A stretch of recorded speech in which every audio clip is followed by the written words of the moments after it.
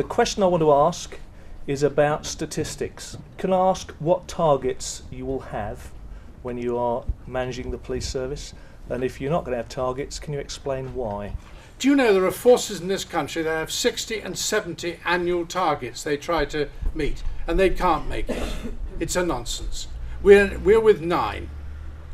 And I know it works, and it works very well. It gives us a good guide whether we're doing the right things or the wrong things. I won't be relying on police figures only. I will be looking at statistical information from other sources, and I'll be looking at evidence-based policing. So what is it that works? Policing in particular is an extremely complex process. You can't manage it by having a couple of statistics or even a bucket load of them. You've got to manage it by looking at what is actually happening. Of course you've got to have targets. As Peter said, it doesn't matter what regime you're in, you've got to set some goals for people to work to, because it focuses their attention and it's a way of holding them to account. But those targets in terms of policing need to be well thought through ones, and their targets actually drive the core business, which is keeping us all safe. When I first joined the police, my inspector said to me, I expect you to produce 2 process a day and 2 arrests a week. Now, a process is a minor motoring offence. He got hold of me one week. He said, you failed to make your target. I'd got 2 hours left on my shift, so I went down to the local crossroads, and I went in after 2 hours and I handed in 40 process cards, all for red light offences. Now, that proved to me and to him that statistics and targets mean nothing. I think there could be any number of targets that could be set, but if a target is then going to be used to distort the way policing is done, and because there haven't been enough statistics drawn or met, then they have to go out and change things. How do you think the husting went tonight? I thought there was a lot of very, very similar answers. And there's a bit of a blandness about it. There doesn't seem to be enough succinct, informed responses. For instance, most of them don't seem to understand what restorative justice is. I have great concerns that this is handing over a poisoned chalice because the government is cutting the funding. Surrey has been shafted big time by government, by the underfunding in the first place, and these people are taking on an almost impossible task. What's your commitment to supporting domestic abuse in Surrey? I can't make any promises. I just simply do not know what the funding will and will not commit to. What I can commit to is consultation and support for what is, as I consider, a very serious issue. Also, I want to look at extending the use of technology to support the victims of domestic abuse. And there's the Texos system from Vodafone, where women who have got experience and are in abusive relationships are able to call through to the police and get priority. So I'd like to see things like that. I'm pretty sure everyone on this table here would look to try and find ways to support what you're doing there, because they are almost amongst the most vulnerable people in society, and certainly the child victims who go with it are. But other than that, I can't give you any reassurance, and other, of course, I would speak with you and listen to you. Any organisation that deals with victims of domestic violence would certainly be towards the top of my list of priorities. However, there is a caveat to that. A lot of the victims of domestic violence that I came across, I spent many, many hours of dealing with the cases, only to have them withdrawn at the last minute. And that, I think, has got to stop.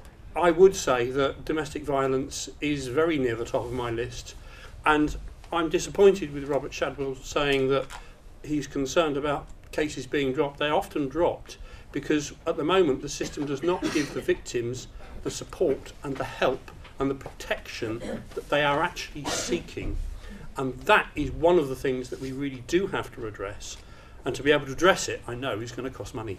I will give you a commitment to talk to you, and I'll give you a commitment to restore the funding cuts that have been made to the domestic abuse budget in Surrey, which I deeply regret when some of the other things that the money has been spent on that Peter doesn't like me talking about. It's a hugely important area, and it's one that's massively understated. And Robert Shatwell spoke about how frustrated he was with cases being withdrawn at the last minute. Well, I would say that raises a huge question as to what is happening. The victims are coming forward and they're not feeling able to go to prosecution. I think 90% of the cases don't go forward. Only 10% of complaints about domestic abuse get taken forward to prosecution. And I think that means that we've got to look at all the different avenues to support the people involved. First of all, let me just lay one thing to rest, and that is we were not privatising policing. I'm bored with hearing it from my colleague here, Because it's true. fellow candidate. It is nonsense, and you know it, but I know you'll keep on about it because you've got nothing else to talk about.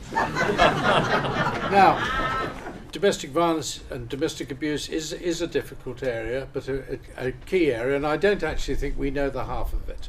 I think there's so much hidden on this that it's a massive problem in itself. Please don't ask us to make a decision on something that actually we're in a position we can't.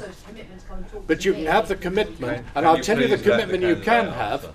I will certainly talk to you and all the other people before we make any decisions. That is for certain. Unfortunately, just because of this sort of debate, you couldn't go into the detail, they couldn't go into the detail which was needed, and it tended to be a bit repetitive on rather bland statements. But I think that would have happened at any sort of quasi-political forum. So I was just really pleased that Victim Support hosted this so that we could have a look at who we might be getting. Can I ask the candidates whether or not they will support a merger if it eventually comes on the table again, or will they fight a merger, bearing in mind that the natural conclusion of merging police forces is the number of police commissioners would then be reduced? If I dial 999 from Woking, I want a police officer from Woking, not from Worthing. I think we need to collaborate with other forces, but retain our own identity. I'm for anything that improves the efficiency of policing and gives a better value for money to the taxpayer. Because we, as my friend keeps saying, we're facing enormous cuts at the moment. We cannot afford for the service to go down, and then we have to find ways of maintaining the level of service by virtue of the fact that we've got a better organisational structure to do it within. I have no qualms about the role of Police and Crime Commissioner for Surrey eventually being merged with Sussex, possibly Hampshire, or however large you make it. The Thames Valley Police covers Berks, Bucks and Oxfordshire. So I think it is a sensible way to look at reducing staff, and Peter and I will disagree strongly on what's the definition of privatisation and bringing in private services to run police, but on this issue I think we agree. What I don't want to see through any merger of forces is an effect on the response times. So in other words, if somebody's waiting for a response in Surrey and those officers have to come from the west coast of Sussex, I don't want to see an impact because of that. And it's dangerously close to that in the South East Coast ambulance service, where when I was out in Guildford one night with Street Angels, 2 o'clock in the morning, they were down to 1 ambulance covering the whole of Surrey and Sussex.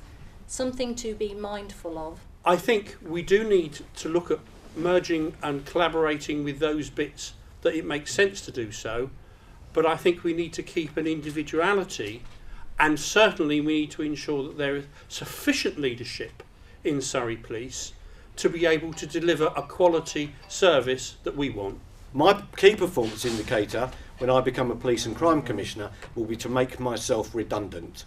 I would hope, as fast as I can, that I push towards an amalgamation with Sussex Police in the hope that all those jobs are saved, give you more constables on the street, to give you more detective constable investigators, and release other money to support things like victim support schemes and drug action schemes. I don't want my big office and entourage, and I don't want the Chief Constable in Guildford doing the same as the Chief Constable in Lewis. They're a waste of money. Thank you, Kevin. I think it was a very lively debate. It was also very well attended, which I think kind of takes some of the emphasis out of the public concern around people not going out to vote, because we had almost 100 people here this evening.